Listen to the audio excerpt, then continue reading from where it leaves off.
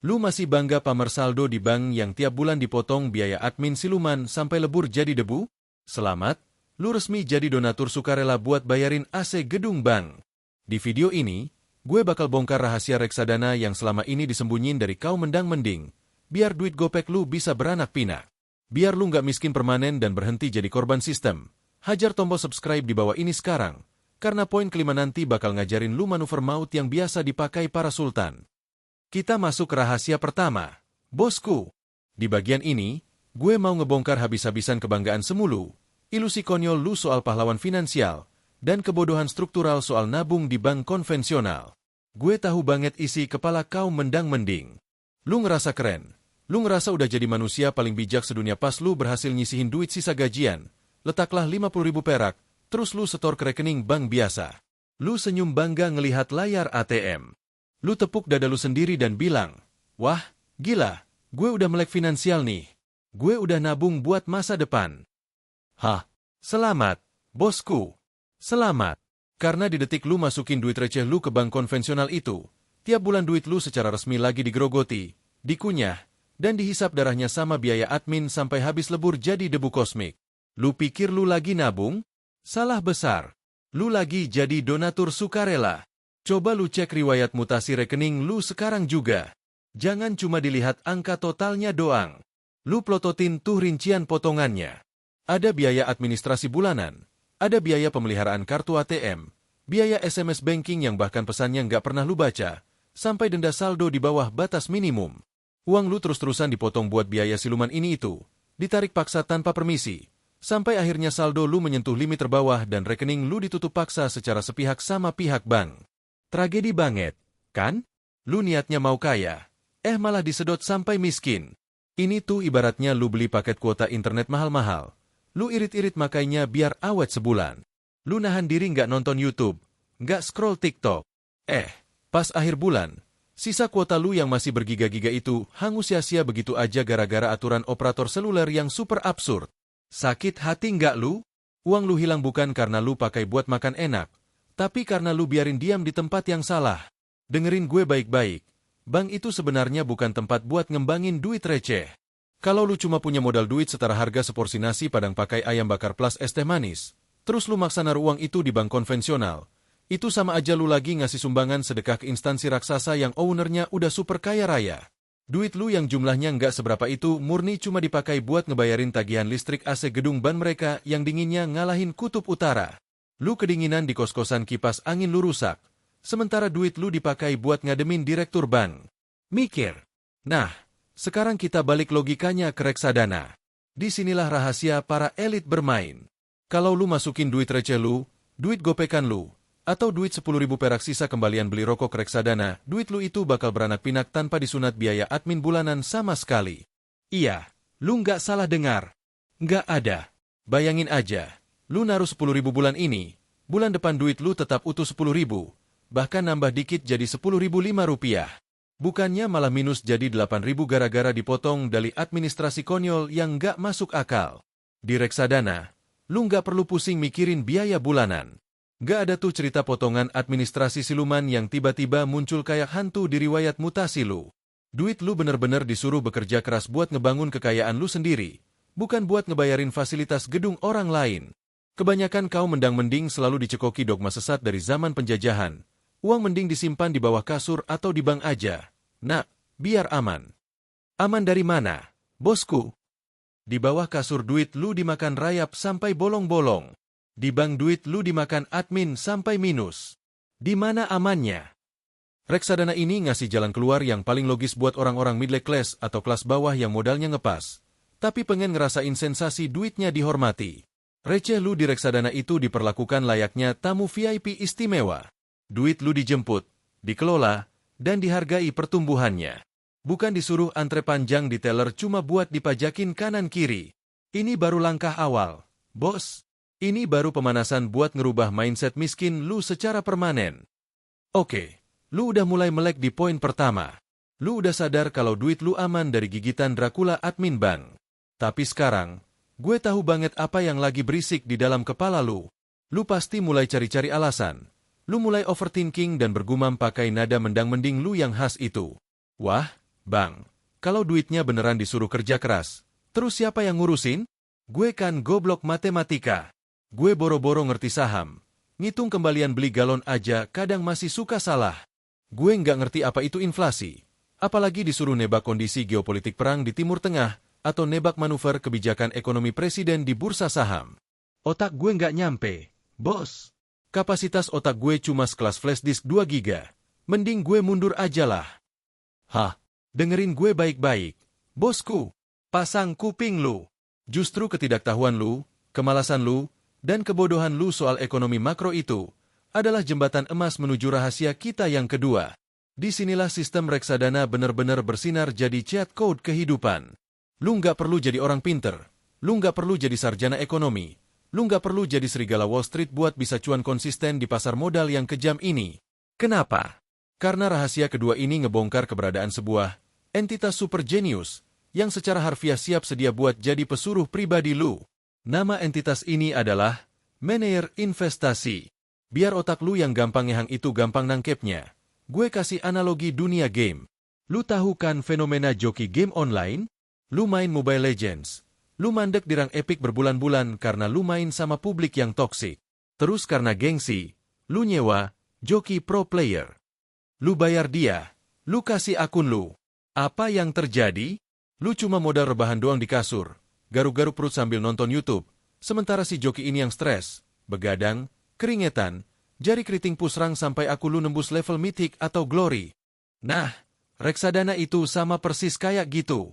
Bedanya, ini bukan game virtual yang gak ada gunanya. Ini adalah nyawa finansial lu di dunia nyata. Manajer investasi ini adalah sekumpulan joki pro player finansial. Mereka ini bukan orang sembarangan.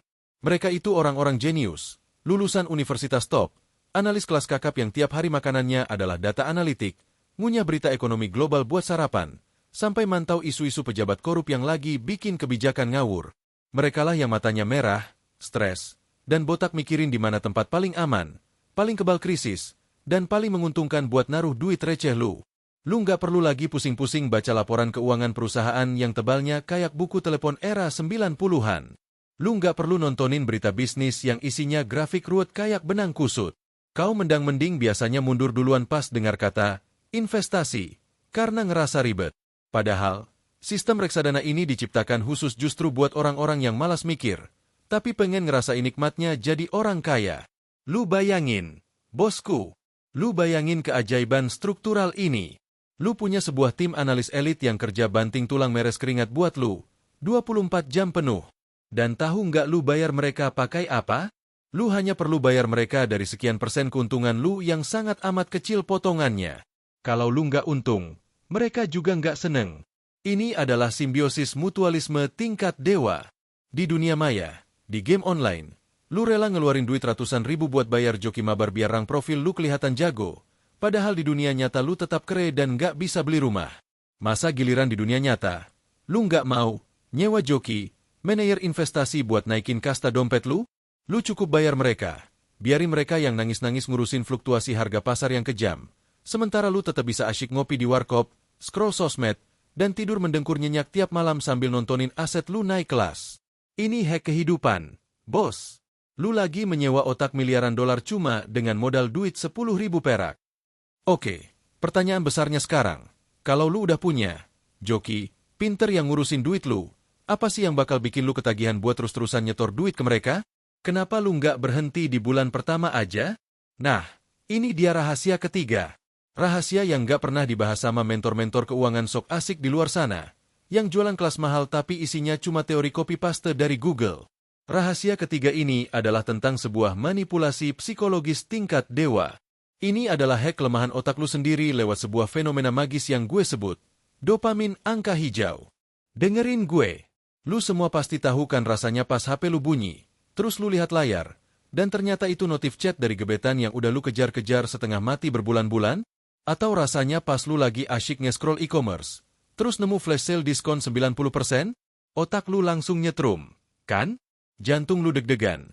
Lu senyum-senyum sendiri kayak orang kesurupan. Badan lu mendadak segar. Nah, itu namanya hormon dopamin. Hormon candu kebahagiaan. Sistem reksadana itu secara diam-diam ngebajak sistem dopamin di otak lu itu dengan cara yang paling brutal dan elegan. Awalnya lu mungkin skeptis. Lu masukin duit 10.000 perak. Terus besok paginya lu buka aplikasi. Lu lihat duit 10.000 lu itu berubah jadi 10.005 rupiah. Awalnya logika lu yang sombong itu bakal ngeremehin. Halah, apaan sih ini? Cuma untung gopek doang dibanggain. Beli cilok di depan gang aja nggak dapet. Boro-boro buat beli mobil. Mending duitnya gue beliin es teh manis. Tapi, disinilah keajaiban otaknya bekerja. Otak manusia purba kita itu paling nggak bisa nolak pesona visual dari dua hal. Warna hijau dan grafik panah yang naik ke atas. Walaupun untungnya cuma 5 perak, tapi pas mata lu ngelihat angka portofolio lu berubah warna jadi hijau terang, otak lu otomatis ngelepasin hormon dopamin yang sama persis kayak pas lu dapet chat dari gebetan. Lu ngerasa menang. Lu ngerasa pinter. Lu ngerasa lu udah berhasil mengalahkan kejamnya dunia. Besoknya, lu buka lagi. Naik lagi 10 rupiah. Warnanya makin hijau. Dan tiba-tiba, boom. Lu kecanduan. Efek samping dari candu ini ngeri banget. Bosku, tiba-tiba aja. Sifat konsumtif lu yang parah itu hancur berantakan. Tiap kali lu buka e-commerce kesayangan lu, tiap kali lu mau check out keranjang belanjaan yang isinya cuma barang-barang unfaedah, kayak casing HP plastik murahan gambar beruang, atau lampu LED kamar yang bikin lu ngerasa keren padahal kamar lu sumpek, otak lu bakal otomatis ngelakuin proses loading berhitung ulang. Tangan lu yang biasanya gampang banget pencet tombol, bayar sekarang, mendadak kaku. Di kepala lu muncul suara, wah, gila, ini harga casing HP 50.000. Mending duitnya gue batalin.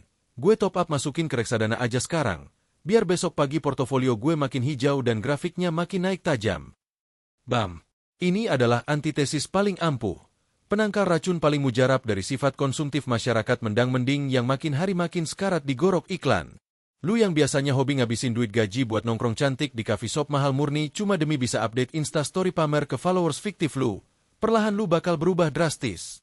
Lu mendadak jadi pelis stadium akhir buat hal-hal bodoh di luar sana. Tapi lu jadi super royal buat ngebangun masa depan lu sendiri. Lu jadi lebih suka diam di kamar. Senyum-senyum sendiri pamer portofolio hijau ke pantulan muka lu sendiri di cermin. Ini adalah candu hijau yang jauh lebih sehat, jauh lebih waras, dan jauh lebih logis daripada lu kecanduan main slot atau gacha game yang udah pasti. Udah mutlak bakal bikin lu melarat 7 turunan sampai jual rumah warisan nenek lu. Di reksadana, lu kecanduan ngelihat uang keringat lu dipekerjakan secara paksa buat berkembang biak tiap malam pas lu lagi tidur. Gue sering banget denger alasan cengeng kayak gini. Aduh bang, gue takut naruh sisa gaji gue di reksadana. Nanti duit gue di penjara. Dikunci ketat bertahun-tahun gak bisa ditarik kayak deposito zaman batu. Nanti kalau tiba-tiba gue sakit butuh biaya rumah sakit darurat gimana? Kalau atap kosan gue bocor pas musim hujan gimana? Masa gue harus nungguin proses cairnya yang lama? Keburu mati kelaparan dong gue. Hah, sumpah, itu adalah pemikiran super kuno, super konyol, dan halusinasi tingkat tinggi yang harus segera lu buang jauh-jauh ke tempat sampah organik sekarang juga. Dengerin gue, buka mata lu. Di reksadana pasar uang, atau yang biasa disingkat RDPU, duit lu itu sama sekali nggak dipenjara. 0% penjara. RDPU itu adalah instrumen yang likuiditasnya tingkat dewa. Artinya apa? Duit lu itu cair banget, selancar air terjun niaga.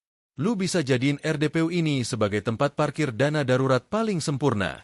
Pas dunia nyata lagi ngajak lu ribut, misalnya ban motor lu tiba-tiba botak meledak di tengah jalan dan lu harus ganti hari itu juga, atau bapak kos lu ngamuk nagih tunggakan, lu tinggal buka aplikasi di HP lu sambil ngopi, pencet tombol, jual, dan bam.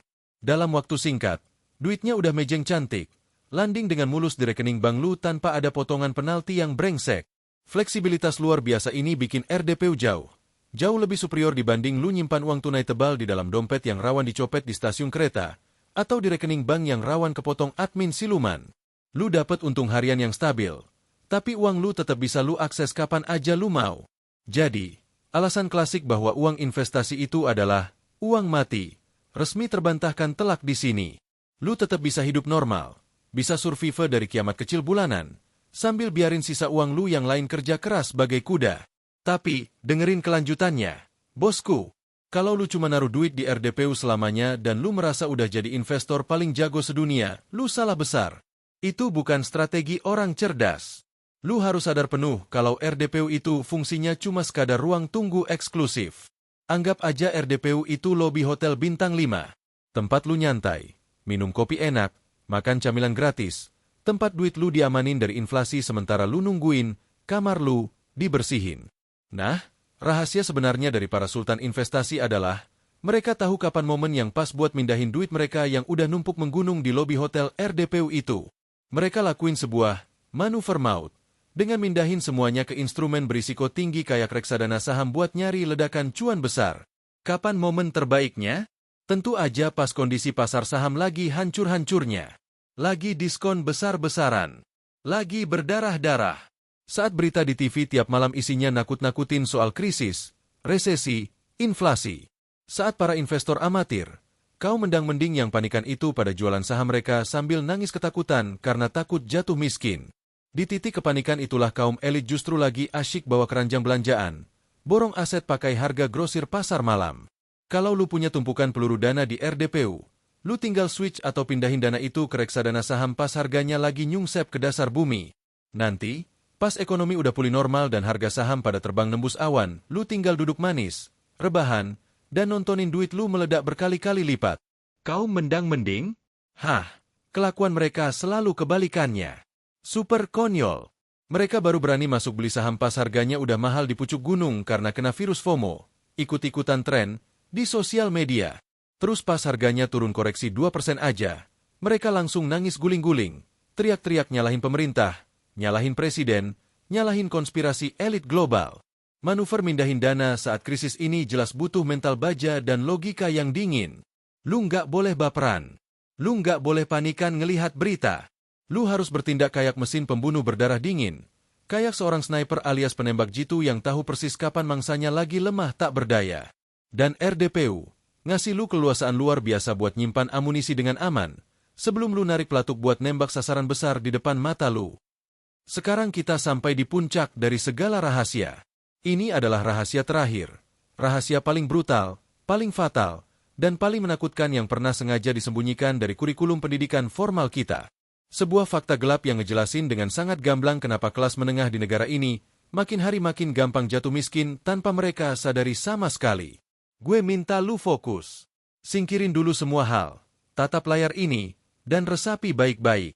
Banyak banget dari kaum mendang-mending yang ngerasa kalau resiko paling bahaya di dunia finansial itu adalah mulai berinvestasi. Lu takut. Lu parno ngelihat angka merah di portofolio. Lu trauma denger cerita sedih temen tongkrongan lu yang rungkat, hancur lebur gara-gara main crypto coin micin yang gak jelas arahnya, atau nyangkut di saham gorengan pom-pom influencer.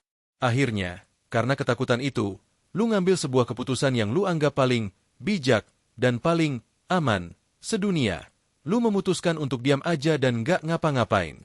Lu milih buat nyimpen duit sisa gaji lu murni di bawah bantal, di lemari baju, atau dibiarin ngendap gitu aja di tabungan bank biasa. Lu ngerasa posisi lu aman. Lu ngerasa duit lu terlindungi. Dengerin gue baik-baik, bosku. Dengan keputusan lu buat diam aja dan gak ngapa-ngapain itu, lu sebenarnya lagi ngelakuin bunuh diri finansial secara perlahan. Duit lu itu, detik ini juga, lagi dikunyah, digerogoti, dan dimakan habis sama sesosok siluman tak kasat mata yang bernama inflasi. Lu ngerasa nggak rugi? Salah. Lu udah dipastikan pasti rugi bandar sebelum lu sempat bertanding di arena. Coba lu pakai logika lu yang paling sederhana. Lu lihat harga sembako beras di pasar. Lu lihat harga sewa kos-kosan lu.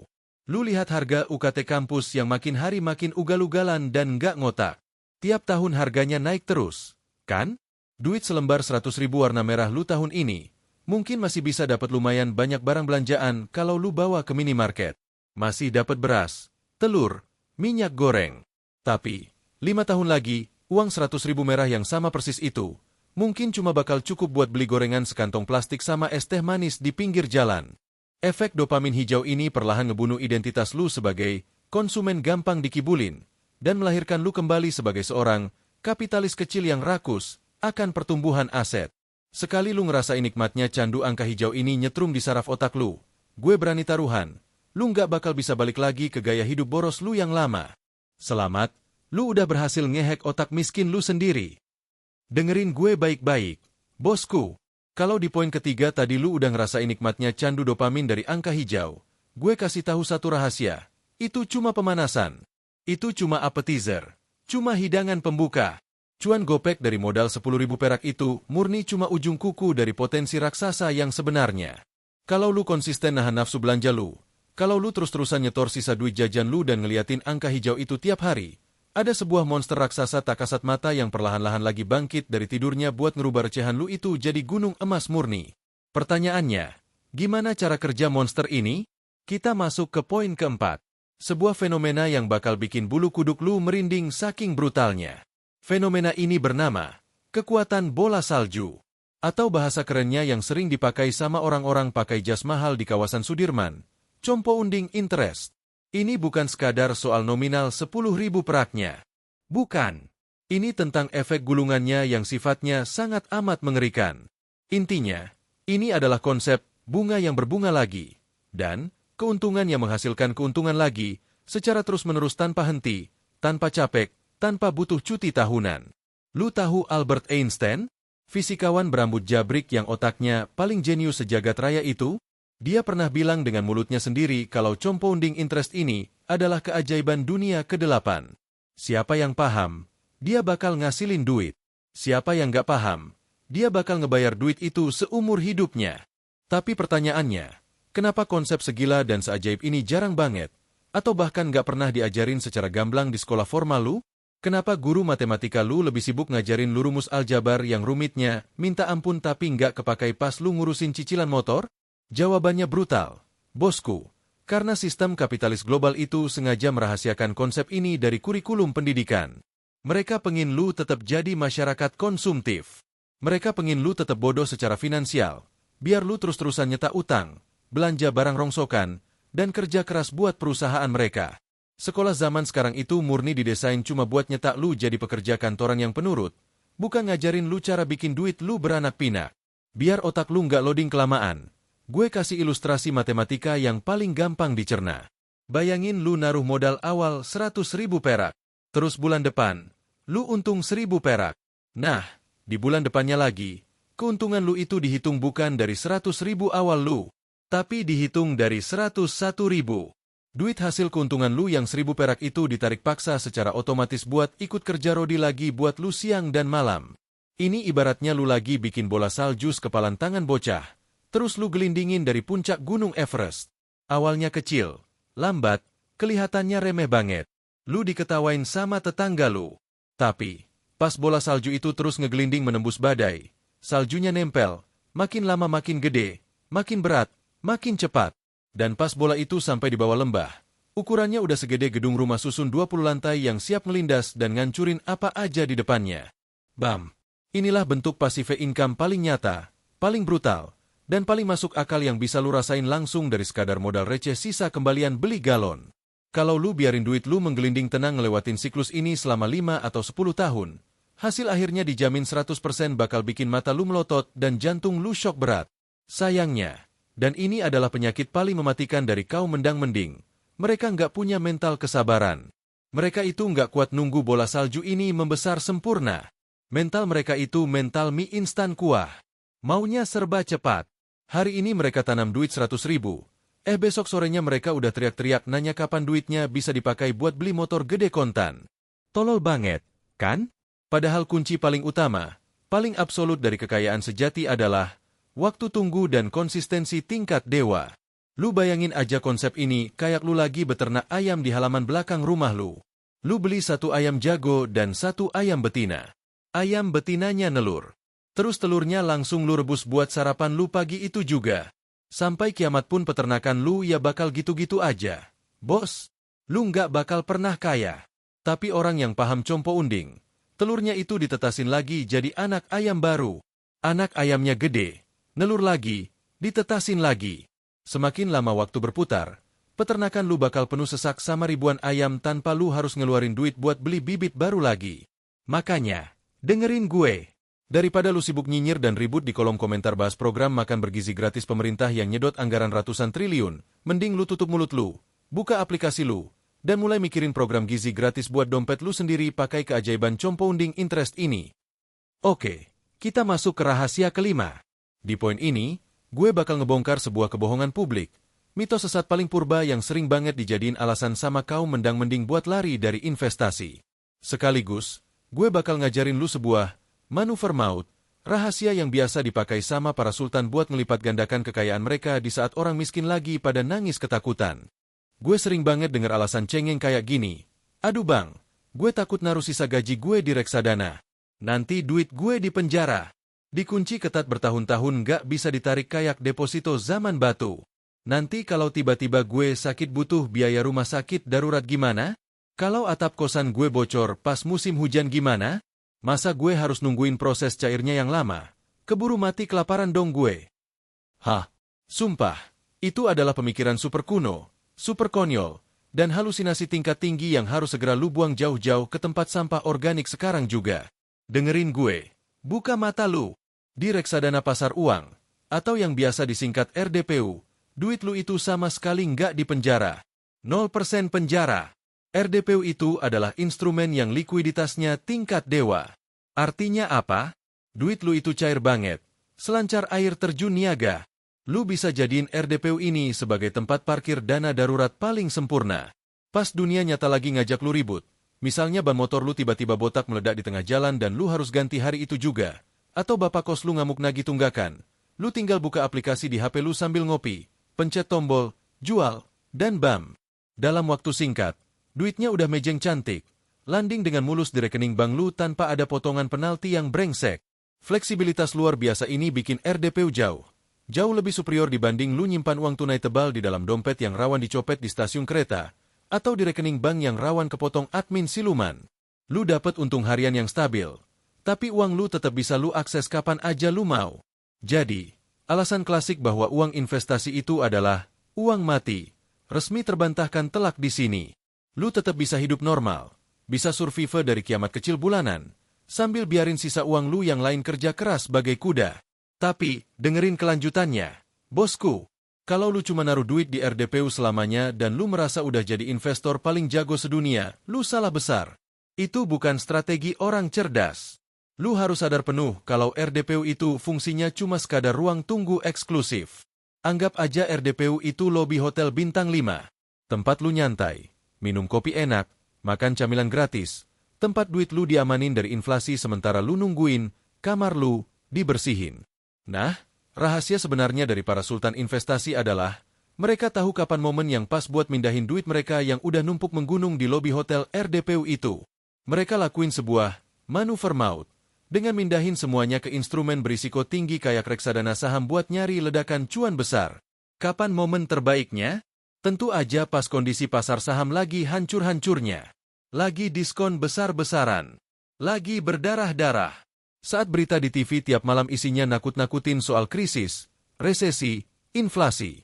Saat para investor amatir, kaum mendang-mending yang panikan itu pada jualan saham mereka sambil nangis ketakutan karena takut jatuh miskin.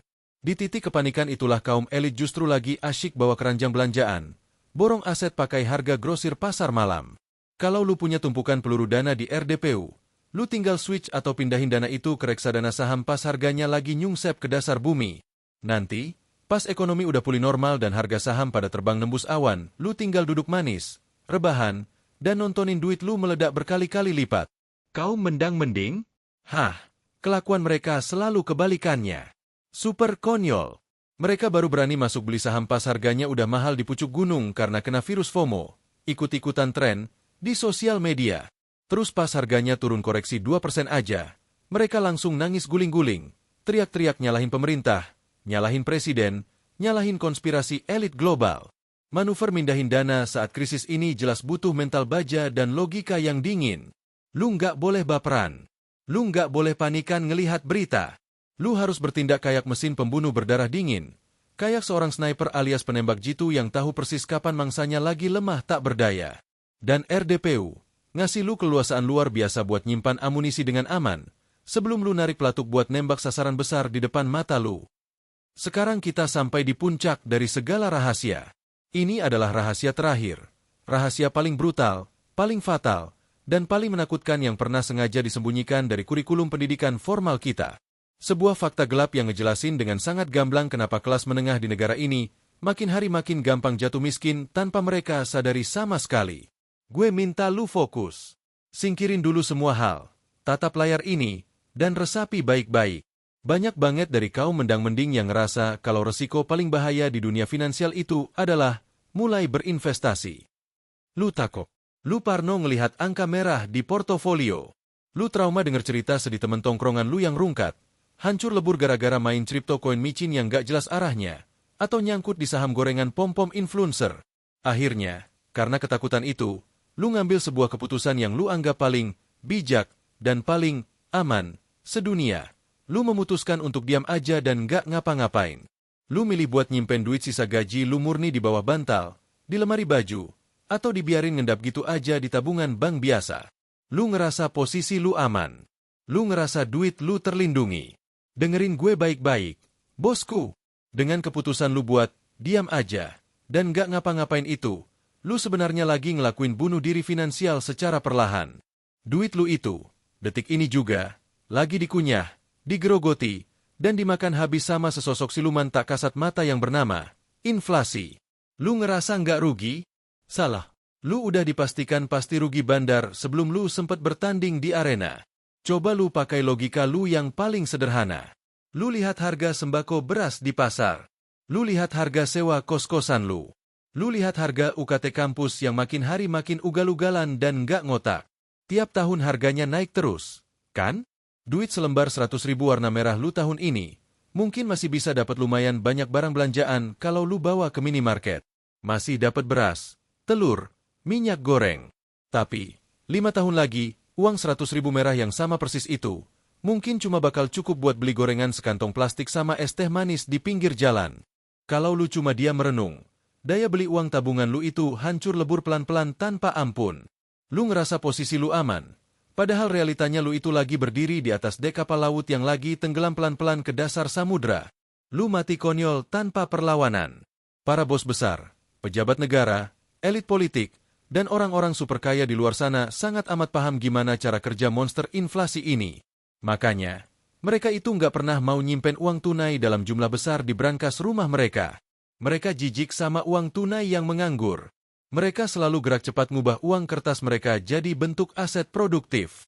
Entah itu dilempar ke reksadana, dibeliin saham perusahaan raksasa, dibeliin tanah, atau properti sewaan yang harganya ikut naik ngikutin inflasi.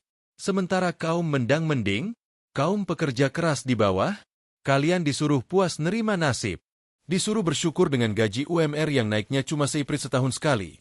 Tapi di saat yang sama nilai daya beli uang gaji kalian itu digerus, dihajar, dan dibantai habis-habisan sama inflasi tiap hari. Disinilah reksadana hadir. Reksadana, sekecil apapun nominal lu berani mulai, adalah tameng utama lu. Ini adalah wujud nyata perlawanan lu, pemberontakan lu terhadap sistem ekonomi makro yang emang dari awal didesain khusus buat menindas mereka yang buta huruf secara finansial. Jadi, tiap kali lu nolak buat mulai investasi cuma karena mikir, mending duitnya buat jajan enak hari ini, lu itu sebenarnya lagi menyerahkan leher masa depan lu sendiri buat diinjak-injak rata sama roda mesin inflasi. Pilihan sekarang mutlak ada di tangan lu sendiri. Lu mau tetap jadi korban pasrah yang cuma bisa nunggu keajaiban turun dari langit? Atau lu mau mulai ngelawan balik pakai amunisi recehan lu yang ternyata punya daya hancur mematikan lewat compounding interest? Berhenti jadi penonton pasif. Berhenti cuma bisa komplain nyalahin negara di kolom komentar portal berita. Mulailah ambil kendali penuh atas kekayaan lu sendiri. Tips pamungkas dari gue, dan ini hukum wajib. Jangan pernah nunggu duit lu sisa baru lu niat investasi. Nggak bakal pernah sisa. Tapi paksa diri lu, potong di awal gajian, sisihkan di depan buat top up reksadana lu, baru sisanya bebas lu pakai buat hura-hura, makan enak, atau bayar tagihan. Kalau lu ngerasa bacotan di video ini berhasil nampar kesadaran lu dan ngebangunin lu dari koma finansial, segera share video ini ke temen tongkrongan lu yang gaya hidupnya selangit tapi aslinya miskin dan gajinya numpang lewat doang. Jangan lupa klik subscribe buat bacotan finansial sadis lainnya. Kita bongkar sistemnya. Kita retas gamenya. Cabut dulu, bosku.